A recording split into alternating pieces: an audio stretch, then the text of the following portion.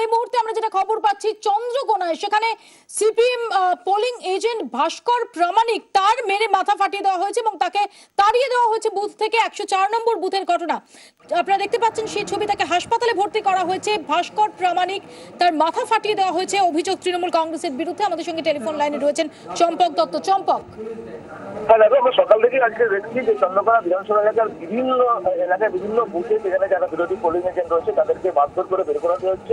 এমনই একটা ঘটনা যেটা হচ্ছে 104 নম্বর বুথ ছত্রগঞ্জ, সেখানেও যখন সিপিএম এর পোলিং এজেন্ট ভাস্কর প্রামাণিক আজকে যখন বুথে যখন গিয়েছিলেন সেই সময় তাকে অভিযোগ রয়েছে তাকে তৃণমূল যারা কর্মী সমর্থক রয়েছে তারা বুথের মধ্যে দিয়ে তাকে টানতে বের করে নিয়ে আসে এবং বুথের বাইরে থেকে বেধড়ক মারধর করা হয়।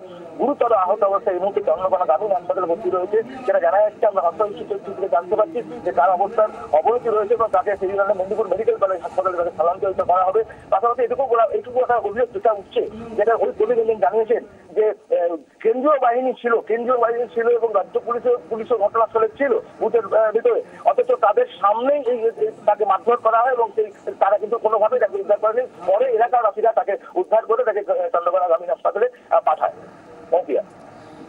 চম্পক, ধন্যবাদ চম্পক দত্ত আমাদের সঙ্গে এতক্ষণ টেলিফোনে কথা বললেন। ইতিমধ্যে সবংয়ে সেখানে ভোট দিতে গেছেন মানস ভূঁইয়া প্রদেশ কংগ্রেসের প্রাক্তন সভাপতি, সবংয়ের বিদায়ী বিধায়ক এবং এবারের জোট প্রার্থী। আমরা সরাসরি কংগ্রেসকে মেরে বসিয়ে রেখেছে, তবুও বিজয় বারা পোলিং এজেন্ট হবে বলেছে।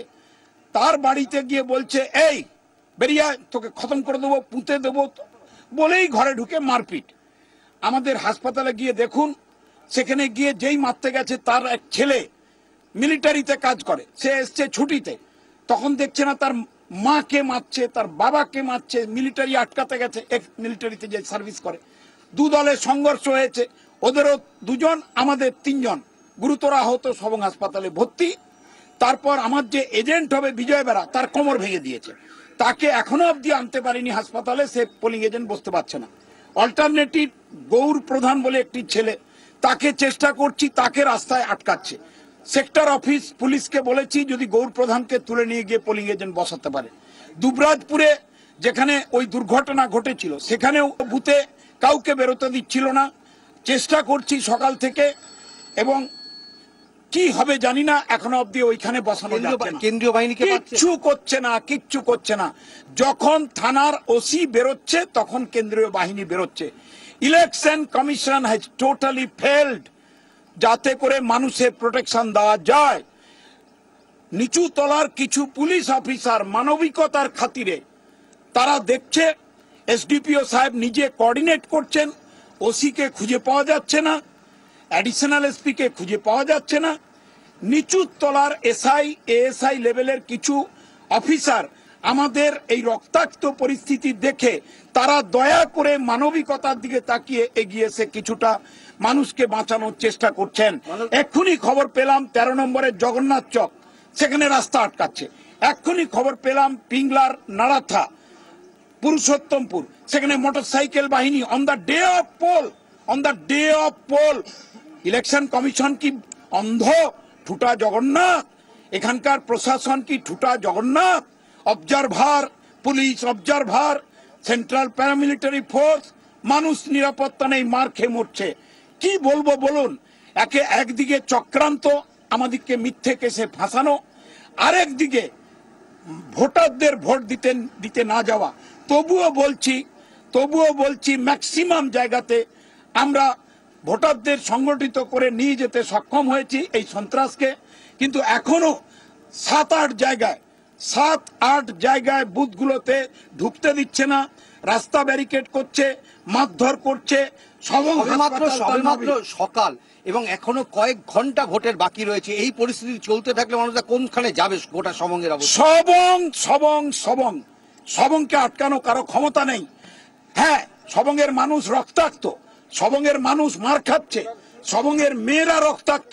হাসপাতালে গিয়ে দেখুন মেয়েরা পড়ে আছে। মেয়েদের কেউ মারে বলুন তো? পুলিশ এবং ভারতী ঘোষ এই ভয়ঙ্কর ভৌতিক মহিলাটি কলকাতার ভবানী ভবনের সিআইডির এসএস পোস্টে বসে থেকে এখনো তার বসংবদ অফিসারদের দিয়ে তৃণমূলের নেতাদের কোঅর্ডিনেট করে সবং এবং নারায়ণগড়কে টার্গেট করে মানস ভূঁইয়াকে এবং সূর্য মিশ্রকে জব্দ করার চেষ্টা চালাচ্ছে। কিন্তু আমি জনগণের উপর, সবংয়ের মানুষের উপর বিশ্বাসী এবং উপরওয়ালার উপর বিশ্বাসী। ভারতী ঘোষ, যতই স্বপ্ন দেখো, তোমার স্বপ্ন সার্থক হবে না, হবে না, হবে না। মানুষ ভূঁইয়া সবংয়ের প্রার্থী, জোট প্রার্থী, তিনি এতক্ষণ আমাদের সঙ্গে কথা বললেন।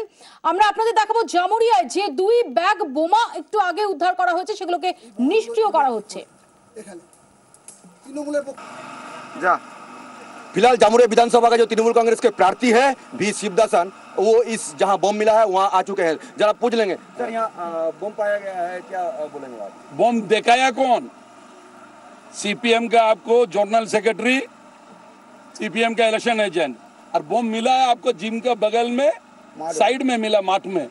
तो आपको उसके लिए तृणमूल कांग्रेस के ऊपर ब्लेम देके कोई लाभ नहीं है। सीपीएम निजे रखे छे और निजे प्रशासन को डाके छे, निजे आसार पर उसको देखी छे। ये तृणमूल कांग्रेस का कोई हाथ नहीं। अपनी अगर बिल्डिंगे मध्य बम पाए जाते तो उसका रिस्पॉन्सिबिलिटी तृणमूल कांग्रेस लेबे। हमार पार्टी लोग दोष करेছে। আমি বৈশাখীর কাছে আসবো। বৈশাখী, আজকে সকাল থেকে যে চিত্র উঠে আসছে, কি রকম হচ্ছে এই প্রথম দফার দ্বিতীয় দিনের ভোট? না, যেটা আমার মনে হয় মুপিয়া, যে প্রথম দফার দ্বিতীয় পর্যায়ের ভোট এবং আমরা যখন প্রথম পর্যায়টা দেখছিলাম খুব কুইক অ্যাকশন হচ্ছে, কিন্তু যেই মিডিয়াতে দেখানো হচ্ছে সঙ্গে সঙ্গে ইলেকশন কমিশনের তরফ থেকে একটা অ্যাকশন নেওয়ার প্রবণতা আছে। আমাদের একটা আশা ছিল যে যে হোম টু বুথ একটা কনফিডেন্স বিল্ডিং মেজার ইলেকশন কমিশনের তরফ থেকে, এই সমস্ত ইনিশিয়েটিভ থাকা সত্ত্বেও cult of violence is raining supreme. সেটার একটা বড় কারণ আমার যেটা মনে হচ্ছে যে এই কম সময়ের মধ্যে স্যানিটাইজ করা সম্ভব নয়। এই ভায়োলেন্সের কালটা এত রন্ধ্রে রন্ধ্রে ঢুকে গেছে না, মরিয়া হচ্ছে ভোট যুদ্ধে জেতার একটা প্রবণতা। সেই জন্য যেখানে অপোজিশন স্ট্রং, মানে খুব ইন্টারেস্টিং, যে যে জায়গাগুলো হচ্ছে অপোজিশন স্ট্রং সেইখানে কিন্তু এই ভায়োলেন্স দেখা যাচ্ছে। এবং একটা ভীষণ অসুবিধার জায়গা আছে, সেটা হচ্ছে এই কাল্ট অফ ভায়োলেন্স যদি এখন এরকম আনচেক যায় তাহলে কিন্তু পরবর্তী দফাগুলো ভীষণভাবে প্রভাব ফেলবে। মানে এই সন্ত্রাসের বাতাবরণ একদিকে কিন্তু মানুষকে ওই হোম টু বুথের পথটাতেই তো আটকে দিচ্ছে। এখানে আমি একটু কৌস্তবদার কাছে জানতে চাইবো যে কৌস্তবদা, যে নাসিম জাইদি আনইকুইভোকালি যেটা বলেছিলেন যে এবার শুধুমাত্র বুথের সামনে বা রাস্তায় কেন্দ্রীয় বাহিনী থাকবে না, একদম গ্রামে গ্রামে গিয়ে কনফিডেন্স বিল্ডিং এর যে কাজটা সেটা করবে, এরিয়া ডমিনেশন করবে, যাতে ভোটাররা তারা আস্থা ফিরে পান, সেটা কি হচ্ছে আদৌ? না, হচ্ছে না তো। আচ্ছা, তো পরিষ্কার দেখা যাচ্ছে যে আমাদের পোলিং এজেন্টদের যেভাবে মেরে বের করে দেওয়া হচ্ছে, বোমা এবং যা ঘটনা ঘটছে, এটা আমাদের মনে হয়েছে যে নরেন্দ্র মোদী এসে যা পশ্চিমবাংলায় বলছেন আর মমতা ব্যানার্জি যে দ্রুত উত্তর দিচ্ছেন, এটা পরিষ্কার গটাপ এবং গটাপ হয়েছে। এবং নির্বাচন কমিশনকে বিজেপি পশ্চিমবাংলায় নির্বাচন কমিশন, ভারতবর্ষের বিজেপি নির্বাচন কমিশনকে পরিষ্কার বোঝা যাচ্ছে। দ্বিতীয় কথাটা আমি বলিনি যে এটা আমার বলতে খুবই খারাপ লাগছে। আসলে মানুষ জেনে গেছে, মানুষ এতদিন জানতো মাছ খায় বেড়ালে, এখন দেখলো টাকা খায় তোয়ালে। কাজেই মানুষ যেহেতু জেনে গেছে, বিজেপিকেও, আমি বলছি রাজ্যের বিজেপিকেও, রাজ্যের বিজেপি, রাজ্যের কংগ্রেস, রাজ্যের তৃণমূল কংগ্রেসের ভোটাররা ভোট দিতে পারছে না, এরকম খবর আছে আমাদের কাছে। কৌস্তব, মৌপিয়া, তোমাকে আমি একটা কথা বলি, এই যে কনস্ট্যান্ট একটা বিজেপিকে তুলে দোষারোপ করা, সোমনাথ দাও করলেন, বিজেপি কংগ্রেস থেকেও করলেন, এখন সিপিএম থেকেও করছেন। আমার এখানে একটাই বক্তব্য, বিজেপি ডেফিনেটলি একটা এত বড় ফ্যাক্টর যেখানে ওরা তিনটে পার্টি মিলে বিজেপিকে ভয় পাচ্ছে বলে আজকে এই ধরনের